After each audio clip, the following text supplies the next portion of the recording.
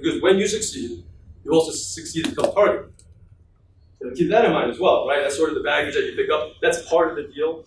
You got to assume voluntarily maximal suffering, right? You will lose before you gain, and then once you gain, you will be hated for it. You will be hated for it. No matter what you do, you will be hated for it. Remember that. But not by everyone.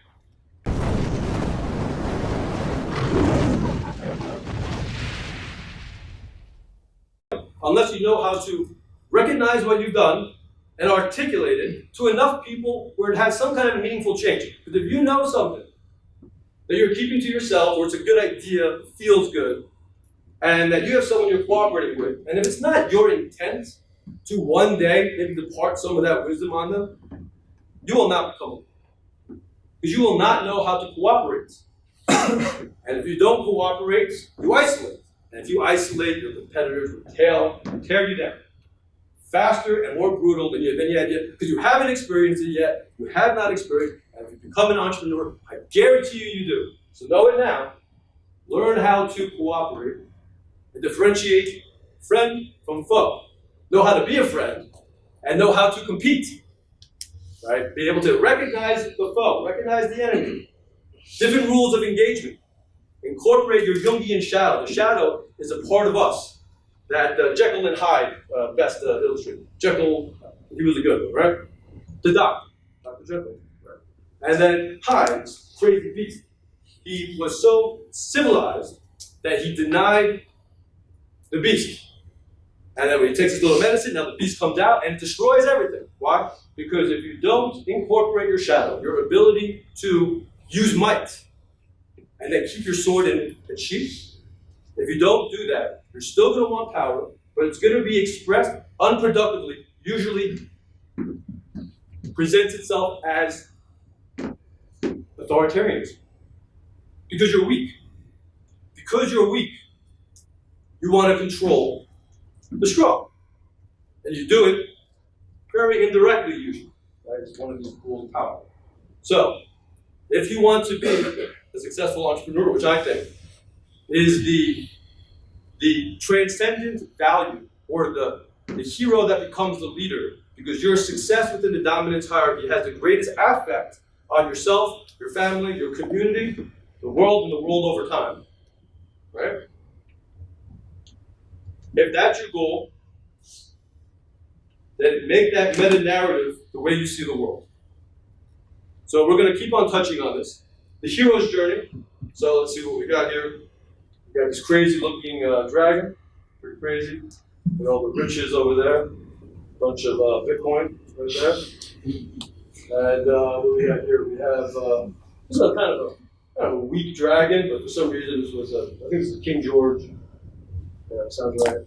And that was I think maybe it presents the woman that he loves and is after, but has something a lot to do with desire. It really just has to do with success. It doesn't really have to do with winning the girl. Although, if you ascend the hierarchy, you have more mating opportunities, so that happens to line up quite well for whatever reason. This was the story that our ancestors told each other from as far back as we have any record of what the heck we used to talk about. The first thing that we know, Mesopotamia? Am I saying right, Mesopotamia? So you had a bunch of tribes come from around the area. They come in, they have their different understanding of God and who should lead. Right? So I mean, that's kind of like, you should kind of know the qualities of a leader before you put your fate in that person's hand, right? Or let's say you want to develop a leader, you should know how you should act. Right? You don't want to, there's a big difference between what we think we do, and what we actually do. And there's a cognitive dissonance between our version of ourselves with which we project and the selves that we have and project unconsciously. There's a very, very wide gap. And that gap gets incredibly large due to confirmation bias. It's a cognitive limitation you may want to look into. If you ever believe something, oh, this is my belief. Oh man, this is the most important thing. I said, I really believe it. Oh, my friend believes it. That's social proof over there. I really believe it because, it makes me look good because I believe that, right? And now I'm signaling a little bit. Hey, I'm a little bit better than you maybe, right? I believe this. I love it. If you do not have the clear mind to challenge that belief and try to tear it apart, if you form an emotional reaction to what later becomes a memory, and memories and reactions express themselves in behaviors, and behaviors turns into a cyclical programming, and your brain, which was once hardware, has just been hacked, and now it's beginning to set up your future.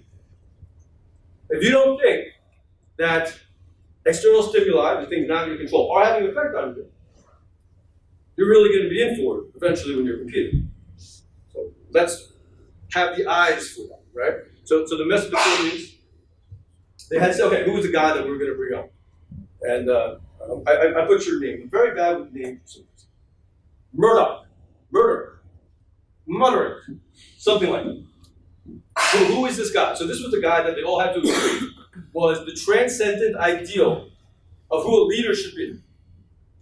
Right? So this was their pinnacle. For me, it's an entrepreneur who's been able to have an incredible effect on the world, to change the world. That's mine. Transcendent. So then it was this guy who had these eyes all around his head, and he was able to speak magic words. Right. One day, there was a really bad god, and he stood up in front of the other gods, and he went at and he voluntarily assumed suffering, meaning that he was going to risk his life to protect the group. He was the one who prevailed. He came back and he said, but listen, I'm going to go kill this thing, right? This really nasty, evil thing, whatever it is. But when I come back, you guys follow me. That's the rule, right? That's my terms. You want to be safe from this chaotic, encroaching thing? I'm going to go fight it. I'm probably going to die. But if I come back and I survive, you follow me. And lo and behold, he killed the evil, right? He faced the fear, destroyed chaos, and then from destroying chaos came order. And from order came stability, and from stability came positive affect. People having the ability to market, compete, and cooperate with the networking effect to be able to have the greatest possible positive affect on the world around them at the time of this. Mesopotamia happens over and over and over and over again.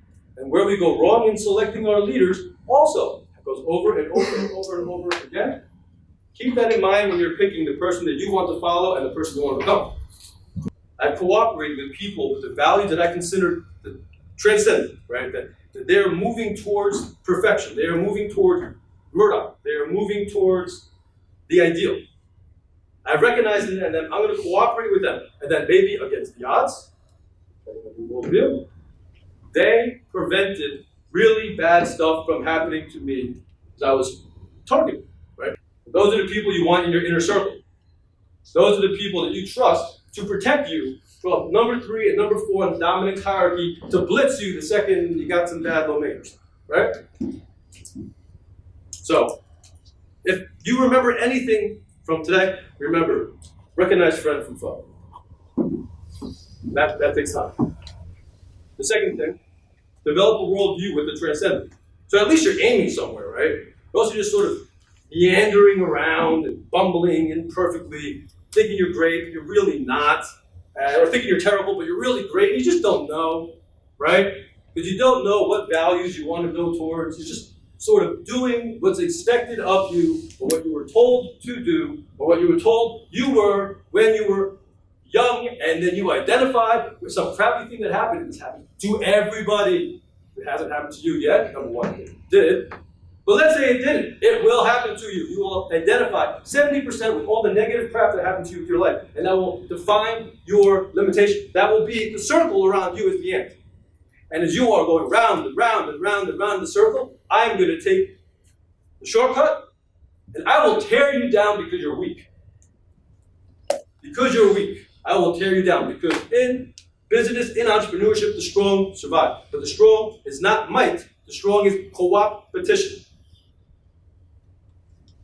As you ascend your positive affect on the world, grows exponentially. You'll be hated every step along the way. Protect yourself.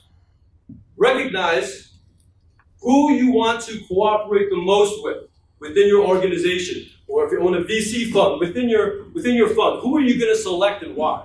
Very important. And if you do that, you'll have a better go at it. It won't be perfect, never is. But if you're awake with your eyes, you can recognize, you can remember, you can apply. And if you're able to speak words, which speaks meaning, which means something, when someone they hear it, they don't just hear, okay, something else I got to remember, maybe there'll be a test on it, maybe it'll come up, and they'll, now I'll probably forget about it, but it's fine, right? That it can actually move a mountain. So learn how to see and learn how to speak. Learn how to see, learn how to speak. Separate friend from foe, you will understand what it is to be a leader. The rest of it is the technical.